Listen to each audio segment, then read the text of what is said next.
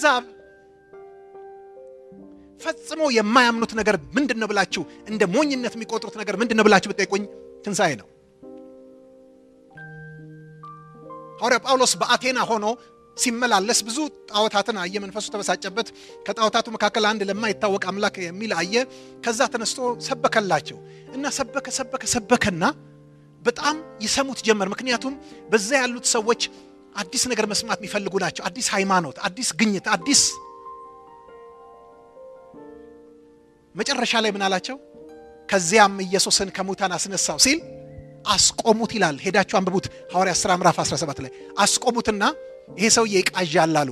አንዳንዶቹም ግድ የለም ሌላ ጊዜ እንሰማሃለን አሉት ይላል። ምን ጋር ሲደርስ ነው ያስቆሙት? እንዴት! ይሄ ሞኝነት ነው። እስከ ዛሬ ድረስ ከጥንት ዘመን ጀምሮ ሰው ይወለዳል፣ ይኖራል፣ ይሞታል፣ አለቀ። የተነሳ ሰው አለ? የመጣ ሰው አለ? የለም። በዓለማችን ብዙ ሃይማኖቶች አሉ። የነዛ ሃይማኖት ጀማሪ የሆኑት የሃይማኖቱ መሪዎች በሙሉ ራሳቸው ሞተዋል። መቃብራቸውን በየቦታው አለ። ሰዎቻቸውም ያመልኩታል።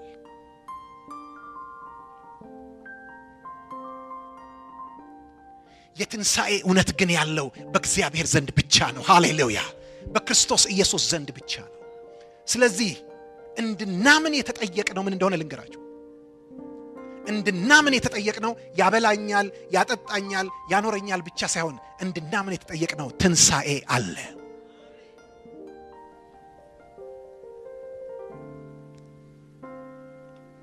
ስንቶቻችሁ ትንሣኤ አለ ብላችሁ ታምናላችሁ? በደም ላይ ወጃችሁን። በጣም ጥሩ። ግን ይሄ ማመን ወገኖቼ፣ አብርሃም ምን አደረገ? አመን አይደል እንዴ? ጽድቅም ተደርጎ ተቆጠረለት። ነገር ግን መቼ ነው ማህተም የታተመለት? ወይም መቼ ነው አመነና ጽድቅ ሆኖ ተቆጠረለት የሚለው የተፈጸመው መቼ ነው? እሱ ልንገራችሁ። ዘፍጥረት ምዕራፍ 22 ላይ ስትሄዱ ከዚህም ሁሉ ነገር በኋላ እግዚአብሔር አብርሃምን ምን አደረገው ይላል? ፈተነው ይላል። ብዙዎቻችሁ እናምናለን ብላችሁ እጅ አውጥታችኋል። የሚያምን ግን ምን ይደረጋል? አንድ ነገር ልንገራችሁ። እግዚአብሔር እምነትን ሳይፈትን አያከብረው። እንኳን የናንተ ኢየሱስ ክርስቶስ ምን ሆኗል? ተፈትኗል። እነሆ በጽዮን የከበረውን የተፈተነውን የማዕዘን ራስ ድንጋይ አኖራለሁ፣ በእርሱም የሚያምን አያፍርም። ስለዚህ እግዚአብሔር አብርሃምን ፈተነው። ምን ብሎ እንደፈተነው ልንገራችሁ። በደም ስሙኝ። አብርሃም ሆይ የምትወደውን አንድ ልጅህን ይስሐቅን ያዝና እኔ ወደ ማሳየ ተራራ ወስደህ በዚያ ሰዋልኛል። ወገኖቼ ብዙ ጊዜ አይገባንም ሰዋልኝ ማለት ምን ማለት እንደሆነ። አብርሃም ግን ኤክስፐርት ነው። ሲሰዋ ነው የኖረው። መስዋዕት ምን እንደሆነ ያውቃል። መስዋዕት 3 ነገር ያካትታል። አብርሃም በግ ሲሰዋ 3 ነገር ያደርጋል። 1 ማረድ፣ ደሙን ማፍሰስ። 2 መበለት፣ የሆድ ዕቃው የሚሸፍነውን ስብ ለብቻ፣ እንትኑን ለብቻ፣ እንትኑን ለብቻ። 3ኛ እንጨት ላይ ረብርቦ ማቃጠል። ወገኖቼ በዚያን ጊዜ መስዋዕት መሰዋት ማለት ይሄ ነው። ስለዚህ አብርሃም በስተርጅናው የወለደውን ልጁን እንዲያደርግ ነው የተጠየቀው። በእርሱ ዘር ይጠራልሃል የተባለለትን ይስሐቅን። አንዳንድ ሰዎች ይሄንን እንደዚህ ነው የሚስሉት። አብርሃም የተቸገረ፣ አብርሃም የተጨነቀ፣ ግራ የተጋባ፣ እግዚአብሔር ወይ እንዴት አይነት እንደዚህ አይነት ጥያቄ ትጠይቀኛለህ ያለ ይመስላቸዋል። ለአብርሃም ግን ችግር አልነበረም። እንዲያውም አንዳንድ ሰባኪዎችን የራሴ እንደሰማሁት ምን ብለው ይላሉ? አብርሃም እኮ ይስሐቅን ይዞ ሲሄድ ለሳራ ያልነገራት የእናት አንጀት አይችልም ብሎ ነው ብለው ይላሉ። እኔ ግን ልንገራችሁ ያልነገራት የእናት አንጀት አይችልም ብሎ ሳይሆን ይዞት እንደሚመለስ ስለሚያውቅ ነው። ያውቅ ነበር። ትዝ ይላችሁ እንደሆነ ሲደርስ ወደዛ ተራራ ሎሌዎቹን ምን አላቸው? እናንተ ካህዮቹ ጋር እዚህ ቆዩ፣ እኔና ልጄ ለእግዚአብሔር ሰግደን እንመጣለን። አብርሃም እየዋሻ አይደለም። ኦ ሃሌሉያ! ከዛስ እሳት ይዟል ለማቃጠል፣ ቢላ ይዟል ለማረድ፣ ለመበለት። አባዬ ያለው ሌላ ጊዜ እሳት ከያዝክ፣ ቢላ ከያዝክ፣ እንጨት ርብራብ ከያዝክ በግ ትይዛለህ። ዛሬ በጉ የታላለ እግዚአብሔር ያዘጋጃል አለ። ከዛስ ወጣ። አብርሃም ዝግጁ ነው። ለአብርሃም ምንም ችግር አልነበረውም ይሄንን ለማድረግ። ስርዓቱን ለመፈጸም ለማድረግ ለመሰዋት ተዘጋጀ። መጨረሻ ላይ እጁን ሊያነሳ ሲል ማን ከለከለው? እግዚአብሔር ከለከለው። በመሰረቱ አብርሃም ለምንድነው እስከዚያ ድረስ ያለ ምንም ችግር ለመሄድ የቻለው ብላችሁ ካላችሁኝ የዕብራዊው ጸሐፊ ምዕራፍ 11 ላይ እንዲህ ብሎ ያስቀምጠዋል። አብርሃምም በተፈተነ ጊዜ ይስሐቅን በእምነት አቀረበ። በይስሐቅ ዘር ይጠራልሃል የተባለለት ይስሐቅን አቀረበ። አንድ ልጁን አቀረበ። እግዚአብሔር ከሙታን እንኳን ሊያስነሳው እንዲቻለው አስቧልና ስለዚህም በምሳሌው አገኘው። ተመልከቱ አብርሃምና ሳራንም ብታዩ ከትንሣኤ አንፃር ጫፍ ደርሰው በምሳሌ ነው አይደል እንዴ ህይወት የዘሩት። ይስሐቅም ቢሆን ሊታረድ ደርሶ ምንድነው የሆነው? እነዚህ ሁሉ ምሳሌ ናቸው። የዚህ ምሳሌ ግን አካልና እውነተኛ ፍጻሜ ሆነው ጌታችን ኢየሱስ ክርስቶስ በቀራንዮ መስቀል ላይ ሲሞት ነው። ኢየሱስ በርግጥ ሞቷል። መሞቱ ተረጋግጧል። ምክንያቱም የሮማ ወታደሮች መግደል ያውቁበታል። የሞተና ያልሞተ ሰው በደንብ ለይተው ያውቃሉ። የሞተና ያልሞተ ወንጀለኛ፣ የሞተና ያልሞተ ተሰቃይ በደንብ ያውቃሉ። ስለዚህ አጣርተው መጨረሻ ላይ በጦርም እንኳን ወቅተው ቼክ አድርገው መሞቱ ተረጋግጦ ነው ወደ መቃብር ሄደው ኢየሱስ ክርስቶስ ተነሳ። ወገኖቼ በደንብ ስሙኝ። እግዚአብሔር የአብርሃምን እምነት ምን አደረገው? ፈተነው። ልክ ሊያርድ ሲል አስቆመውና ምን ነው ብሎ ሲል አብርሃም በቃ በእውነት እግዚአብሔርን እኔን የምትፈራ እንደሆንክ ዛሬ አወቅኩ አለው። እንዴ አይገርምም ወገኖቼ? እግዚአብሔር ዛሬ አወቅኩ ሲል እግዚአብሔር ሁሉን የሚያውቅ አይደለምን? ምን ማለት እንደሆነ ልንገራችሁ። አላውቅም ነበር ማለቱ አይደለም። እግዚአብሔር አውቃለሁ፣ እስከ ዛሬ ድረስ ሞትን እንደምትፈራ አውቃለሁ። ዛሬ ግን ለመጀመሪያ ጊዜ እኔን እንደምትፈራ ገባኝ። ወገኖቼ እውነትም አብርሃምን ብትመለከቱት ማንንም ይፈራ ነበር? ሞትን። እንዴት አወቅ ካላችሁኝ እግዚአብሔር በከናን ምድር ተቀመጥ ብሎ በከናን አስቀምጦት እንደሄደ ወዲያውኑ በዛው ዓመት ድርቅ መጣ እና ሲያይ ጨነቀው። ሳሩ ደረቀ፣ ተክሉ ጠወለገ፣ ከብቶች ወደቁ። ስለዚህ የሚቀጥለው ማን ነው? ስለዚህ ጎመን በጤና አለና ከመሞት ወደ ግብጽ መሄድ ይሻለኛል ብሎ እህል ስለነበር ወደ ግብጽ ሄደ። ወገኖቼ ሞት ግን አስቸጋሪ ነው። ሲሸሹት ቀድሞ ይገኛል። ስለዚህ ልክ ግብጽ ሊገባ ሲል በራፍ ላይ የፈርዖን ወታደሮች አየ። ሞት ከጀርባቸው ታየው። ላንቺ ሲሉ ይገሉኛል፣ እባክሽ ዋሽልኛል። ወገኖቼ አብርሃም ሞትን ፈርቶ የዋሸበት ቦታ አንድ ቦታ ብቻ እንዳይመስላችሁ፣ በተደጋጋሚ ነው። ሞትን የሚፈራ ሰው ነበር። አንድ ቀን ነገስታትን ወግቶ 5 ነገስታት ኮሎዶጎሞር የሚባል ጦር አሸንፎ የሰዶምና የጎሞራን ምርኮ ሁሉ መልሶ ወደ ቤቱ ሲገባ ያፍራሃት መጣበት። ተመልከቱ፣ ይሄ ነገስታትን ያሳደደ ጀግና እግዚአብሔር ምን ብሎ ተናገረው? አብርሃም ወይ አትፍራ፣ እኔ ላንተ ጋሻህ ነኝ አለው። በመሰረቱ አትፍራ የሚባለው ምን የሆነ ሰው ነው እንዴ? ነገስታትን ወቅቶ ሲመጣ ነገስታት ሁሉ በመንገድ ላይ ተቀብለው ስጦታ ሲሰጡት የቆዩትን ሰውዬ እግዚአብሔር አትፍራ አለው። እሱ ግን አልፈራሁም አላለም። ፍርሃቱን ገለጠ። እግዚአብሔር ሆይ ምን ትሰጠኛለህ? እነሆ ያለ ልጅ ሄዳለሁ፣ የሚወርሰኝም በቤቴ ያለው የተወለደ ግብጻዊ ኤሌዜር ነው አለ። እሱ የሚፈራው ሞት ነው። ወገኖቼ ሞትን ሲፈራ የኖረው ሰው ግን አሁን ግን ከሞት ጋር ጫወታ አልጀመረም። ቢላ ይዞ እሳት ይዞ እንጨት ርብራብ ይዞ ልጁን ለመሰዋት ሲሄድ ምን እንዲያረጋው ብላችሁ ብትሉኝ እግዚአብሔር ለሙታን ህይወትን የሚሰጥ እግዚአብሔር ሙታንን የሚያስነሳ አምላክ እንደሆነ ገባው። ያ መረዳት ሞትን እንዳይፈራ አረጋው። በደም ስሙኝ ወገኖቼ፣ በዕብራውያን ምዕራፍ 2 ላይ እንዲህ ተብሎ ተጽፏል። ኢየሱስ ክርስቶስ ስለምን በስጋና በደም እንደተካፈለ ለምን የሚሞት ስጋ ለብሶ እንደመጣ ሲናገር ልጆቹ ይላል በስጋና በደም ስለሚካፈሉ እርሱ ደግሞ በሞት ላይ ስልጣን ያለውን በሞቱ እንዲሽር እንዲሁ በስጋና በደም ተካፈለ። ለምን? በህይወት ዘመናቸው ሁሉ ስለ ሞት ፍርሃት በባርነት ይገዙ የነበሩትን ነፃ እንዲያወጣ። ወገኖቼ ስሙኝ፣ ሞት ስንት ጊዜ ነው? ስንት ጊዜ ነው ሞት? አንድ ጊዜ። የሞት ፍርሃት ግን ስንት ጊዜ ነው? ሰው እኮ የሚሞተው በስጋ ስንት ጊዜ ነው? ግን ዘመኑን ሁሉ በምን ፍርሃት ነው የሚኖረው? እና ሞትን ከመፍራቱ የተነሳ ለልዩ ልዩ ነገሮች ምን ይሆናል? ይገዛል። በሞት ስለ ሞት ፍርሃት በህይወት ዘመናቸው ሁሉ በባርነት ይገዙ የነበሩትን ነፃ እንዲያወጣ። በትንሣኤ አምናለሁ ብላችሁ እጃችሁን አውጥታችኋል። ግን አላደንቀውም፣ አላከብረውም። ምክንያቱም የስንቶቻችሁ የተፈተነ እምነት እንደሆነ አላውቅም። አብርሃም ይስሐቅን በእምነት ባቀረበ ጊዜ በስራ እንደጸደቀ አይልምን መጽሐፍ ብሎ ያዕቆብ ይነግረናል። አብርሃም ማህተም ያገኘው በኑሮ ውስጥ ያ አስተሳሰብ ያ እውነት ያ እምነት ሲገለጥ ነው። ወገኖች ያን ነገር ልንገራችሁ። ያኔ ኢየሱስ ለኃጢአታችሁ እንደሞተ እግዚአብሔርም ከሞት እንዳስነሳው ባመናችሁ ጊዜ የእግዚአብሔር ሕይወት ወደ እናንተ ውስጥ ገብቷል። አሜን። መንፈስ ቅዱስ ወደ እናንተ ውስጥ ገብቷል። ምክንያቱም ኢየሱስ የተነሳው ሕይወትን የሚሰጥ መንፈስ ሆኖ ነው። ስለዚህ የማይሞት ሕይወት የእግዚአብሔር ሕይወት በውስጣችሁ አለ።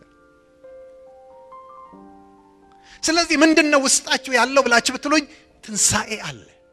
የትንሣኤ ኃይል በውስጣችሁ አለ። ሃሌሉያ አሜን። ስለዚህ ውጫችን እየደከመ ቢሄድ እንኳን እያረጀ ቢሄድ እንኳን እየተወለገ ቢሄድ እንኳን ውስጣችን ግን ምን ተሸክመን ምን ዞር ሰዎች ነን። አይሰማኝም ወገኖቼ። ውስጣቸው ትንሣኤን ተሸክመው እንደሚዞሩ የሚያውቁ ሰዎች ምንን አይፈሩም? ሞትን ምን አያረጉትም? የሥጋን ሞት ምን አያረጉም? ወገኖቼ እጠራጠራለሁኝ በጣም ዛሬ ክርስቲያኖች ምን ያህል በትንሣኤ እንደሚያምኑ፣ በአካል ትንሣኤ በሥጋ ትንሣኤ እንደሚያምኑ በጣም እጠራጠራለሁ። ምክንያቱም አንዳንድ ሰዎች የሚወዱት ሰው በሞት ሲለያቸው ስለ ትንሣኤ የሚያወሩ በትንሣኤ አምናለሁ የሚሉ ሰዎች ነገር ግን ትንሣኤ ኖሮ እንደሚያውቅ እንኳን አይመስሉም።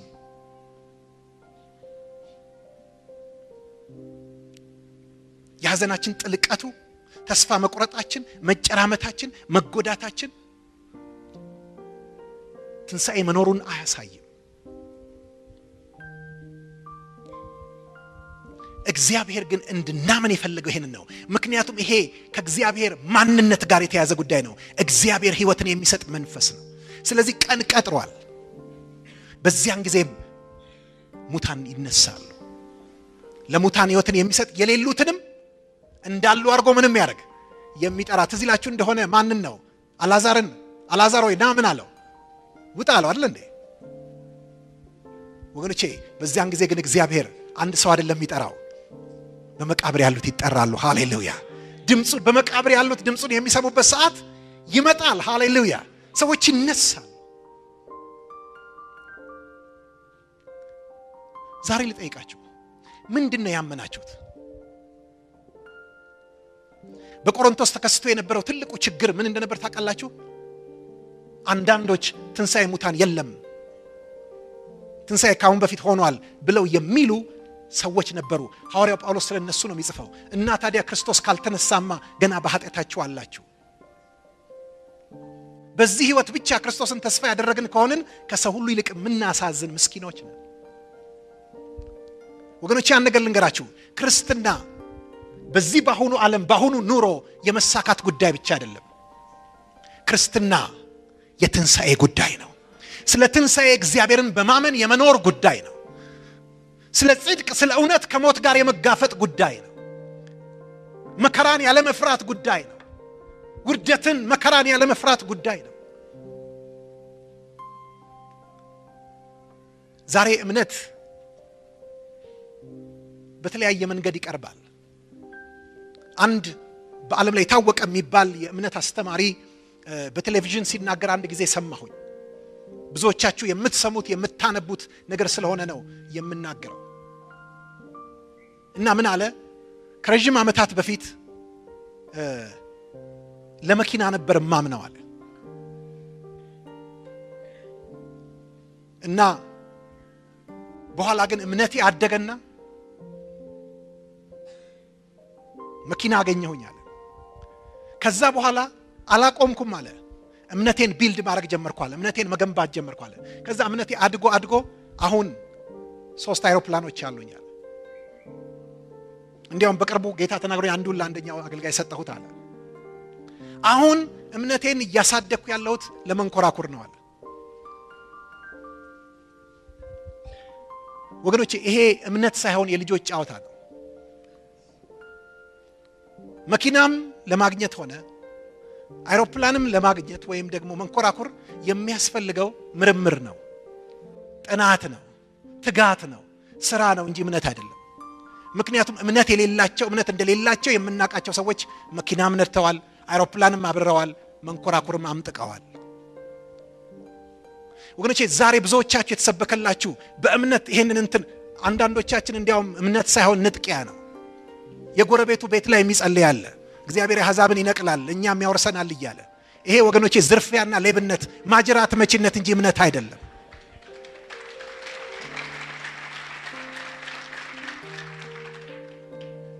ወገኖቼ ለአንዳንዶች እምነት ማለት ዊሽፉል ቲንኪንግ ነው። በቃ ጥሩ ይሆንልኛል፣ መልካም ይሆንልኛል፣ እጥሳለሁ፣ ጠረምሳለሁ፣ ወጣለሁ፣ አሸንፋለሁ። ፉከራ ነው ለአንዳንዶች፣ ቀረርቶ ነው።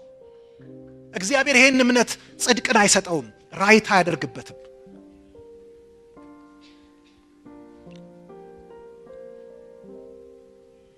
ወገኖቼ ክርስቶስ ኢየሱስ ወደዚህ ምድር የመጣው ስጋ የለበሰው የሞተው ሞትንም አሸንፎ የተነሳው እኛ የተሻለ እንጀራ እንድንበላ፣ እኛ የተሻለ ጨርቅ እንድንለብስ፣ እኛ የተሻለ ቆርቆሮ እንድናንቀሳቅስ አይደለም። ኢየሱስ ክርስቶስ የሞተውና የተነሳው አዲስ መንግስት ለማምጣት ነው፣ አዲስ ስርዓት ለማምጣት ነው። የቀደመው ተሽሮ ትንሳኤ እንዲሆን ነው። ወገኖቼ መለከት ይነፋል፣ ይሄ ዓለም ያልፋል፣ ይሄ ስርዓት ይሻራል። ለመላእክትና ለወደቁት መላእክት የተገዛው ይህ ዓለም አመጽና ክፋት የሞላበት በእሳት ይጠራል። ገና እንነሳለን፣ ከእርሱ ጋር እንከብራለን፣ ሰማይና ምድርን ጠቅልለን እንገዛለን። የክርስትና ተስፋ ይሄ ነው፣ ወንጌል ይሄ ነው። ይሄን የሚያምን ሰው ምን ያደርጋል ካላችሁኝ፣ የሚያደርገው ልንገራችሁ። አፈር የሆነውን የሞተውን ተመልከቱ። አብርሃም ምንድነው ያደረገው መሰላችሁ? ምን ሊያደርግ ነበር? ካረደ በኋላ ከበለተ በኋላ ካቃጠለ በኋላ ምን ሊያደርግ ነበር መሰላችሁ? ጥግ ይዞ ቁጭ ሊል። ከዛ ምን ሊያደርግ? ሊጠብቅ። ምን እስኪሆን መጥቶ እግዚአብሔር አመዱን ምን እስኪያደርግ እስኪያስነሳ ድረስ። ለምን? በሱ ዘር ይጠራልሃል ብሎኛል። የግድ መነሳት አለበት። ሃሌሉያ ሃሌሉያ።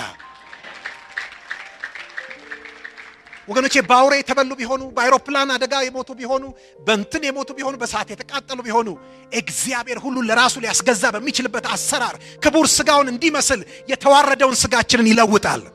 ትንሳኤ አለ። የምን ትንሳኤ ነው አሉ የቆሮንቶስ ሰዎች። አንተ ሞኝ፣ የዘራኸው ነገር ካልሞተ እንዴት ይበቅላል? ነገር ግን ስትዘራው የነበረው መልክና ሲበቅል ያለ የተለያየ ነው። ኦ ሃሌሉያ። እግዚአብሔር ሙታንን ያስነሳ። ልናምነው የሚገባው ይሄንን ነው።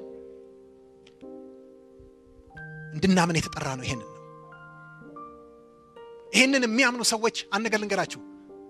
ጌታ ይፈውሳል አይፈውሰኝም ጥያቄያቸው አይሆንም። የተቃጠለውን የሞተውን አፈር የሆነውን ምን ያደርጋል? ያስነሳል ብለው የሚያምኑ ሰዎች ስለ ፈውስ ምን አይሉ ጥያቄ ውስጥ አይገቡም። ጌታ ይመግበኝ ይሆን? ይሰጠኝ ይሆን? ያበላኝ ይሆን? ሙታንን ያስነሳል ብለው የሚያምኑ ሰዎች እግዚአብሔርን ስለማብላት ስለማጠጣት አይጠይቁም። ስለ ጨርቅ አይሞግቱትም። ስለ ቆርቆሮ አይፈታተኑትም። ጌታ ቤት ይሰራልኝ፣ የዘላለም መኖሪያ የሚሆን ማደሪያ የሚሆን ኦ ሃሌሉያ፣ የማይፈርስ የማይሞት በክብር የሚደምቅ እንደ ፀሐይ የሚያበራ ሰውነት እግዚአብሔር አዘጋጅቶልናል። አይን ያላየው ጆሮ ያልሰማው በሰው ልብ ያልታሰበው እግዚአብሔር ግን ለሚወዱት ያዘጋጀው ተብሎ እንደተጻፈ ይሄን የሚያምን ሰው እግዚአብሔር ዛሬ ቤት ይሰራልኛል ወይ ብሎ የጭቃ ቤት ወይ ድንጋይ ቤት አያሳስበው። ወገኖቼ አይምሮአችን በኮተት ተወጥሯል፣ በቁሳቁስ ተይዟል፣ በገንዘብ ፍቅር ተነድፏል። ዛሬ ትልቁ አጀንዳ ብልጽግና ነው። በሚያሳዝን መልኩ ከመድረክም የሚናኝልን ይሄንን ነው። እኔ ግን ዛሬ ነግራችኋለሁ፣ ወንጌል ስለ ብልጽግና አይደለም፣ ወንጌል ስለ ተሻሻለ ኑሮ አይደለም። ኢየሱስ ክርስቶስ የኛ ኑሮ ለማሻሻል መሞት አያስፈልገውም ነበር። የኛ ኑሮ ለማሻሻል ከላይ ትንሽ ዶላር መጣል በቂ ነበር። እግዚአብሔር ከሰማይ ትንሽ የሆነ እርጥባን ቢጥልልን ኑሮአችን መሻሻል ይችላል።